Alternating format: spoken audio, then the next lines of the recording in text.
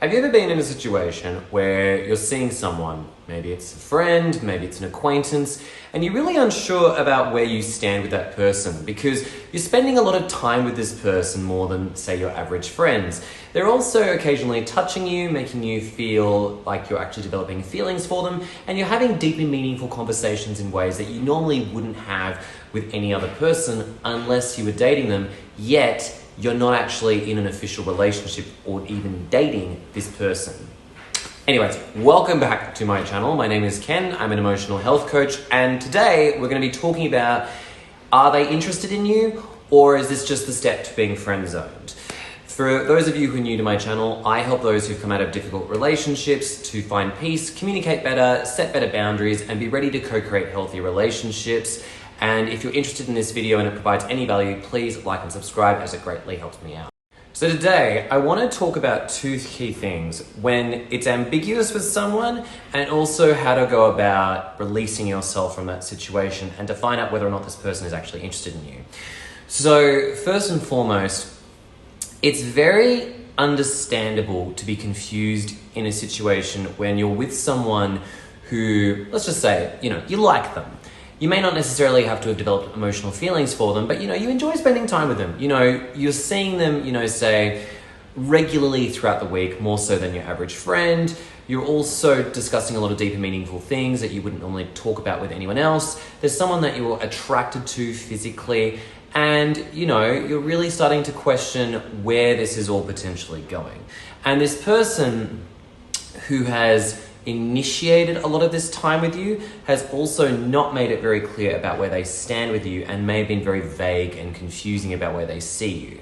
I think the key thing to understand is that if you go and talk to someone about this, and you're talking to a friend about your situation, they're very likely to tell you that it is just what it is, they're probably not that interested in you, or that you need to have a conversation with this person to find out once and for all what's going on, or not to ruin a good thing. And I want to make it very clear that it's very unhelpful, that advice, because though they may see it for what they think it is, which is nothing more than you having an overreactive or an overreaching mind, the reality is that there are certain things and behaviors that cause us to then question ourselves in these sort of situations. And they can be brought on by a person that we're seeing, whether they be a friend or just dating, and we're not sure if we're friend zoned yet. And their behavior can be incredibly confusing for us, and only we can feel that confusion, unlike people who are listening to our story. It's important to understand that certain behavior is going to not necessarily trigger us, but activate our feelings, our emotional bond with a person. If, for instance, you've been in a situation where you're with someone who's doing a lot of things that you like, hanging out with you, supporting you, saying really lovely words to you, and even touching you, just casually in an affectionate way, that is enough sometimes to activate and bring out those emotions from you. And that's important to realize. If you're in a situationship with someone where it's ambiguous now, and you have developed feelings and you're confused and you don't know what to do and you don't want to rock the boat, I want to let you know that you are already in a situation where you have developed feelings for this person, and that is okay. You're allowed to have developed feelings, but it's a consequence of having poor boundaries with another person, and they most likely unintentionally caused this, whether they like you or not. Now, I want to take a moment to really address the situation and how it all happened, because before I talk about whether they like you or not, it's important to address the fact that this is the situation that you're now in, and it's not really a healthy place to be. There is a reason why boundaries are so important. And I don't care how either of you got in this situation, but the fact of the matter is it's painful to be in, because when you're feeling that ambiguity, getting out of that situation may cause a disruption in your relationship, whether it's a breakup of the friendship, situationship, or even just going to a friendship position, which you may not necessarily love. It's painful, and not everyone wants to go through a situation like that. So it's really important to acknowledge that on one hand, you're here, and in future, be really mindful of certain things that people do that create that sense of ambiguity, because if you know it's going to lead you down a garden path, that's going to lead you to this feeling of intense confusion, then it's so important to understand what led you there and what behavior you don't want to accept in causing that to happen again. And now let's ask the big question, which is, do they like you in a romantic way? Who knows? I mean, I'm dead serious. Who knows? They could, and they may be withholding that information. And they could very well have strong avoidant patterns of behavior, which is why they don't want to hurt themselves by potentially putting themselves in a situation where they have to be vulnerable with someone. A lot of people, particularly men, struggle to, want to be with someone who they think is really good for them because they have a lot of insecurities. And so they push people away who they would really like to be with because they're afraid of past hurts. They don't want to be rejected by someone who's, they conceive to be better than them. So in this confusing way, they may often self-protect in order to not go through that experience, which is what's creating this ambiguity in the first place. So in short, they could like you, but they don't want to admit it. I also want to take a moment here to address the LGBTQIA plus members of my audience who, for example, you might have developed feelings for someone who has had a history of being heterosexual. So say, for example, if you're a gay man who's, being entertained by a man who's seemingly straight, and you're now in this ambiguous place where you're unsure if they like you or not, and you're wondering if you could make this work, I want to bring you back to reality for one hot minute. They may be ambiguous and potentially looking to explore a bisexual side. Wonderful. If you want that, by all means, hopefully they actually have the balls to talk to you about it. But I want to make it very clear that if you are reasonably comfortable in your sexuality as a gay man, the chances of you making this work with someone who's seemingly heterosexual but ambiguous, highly unlikely, because you've traveled so far in your journey to come to this place of acceptance and it's taken you a long time. They're barely scratching the surface.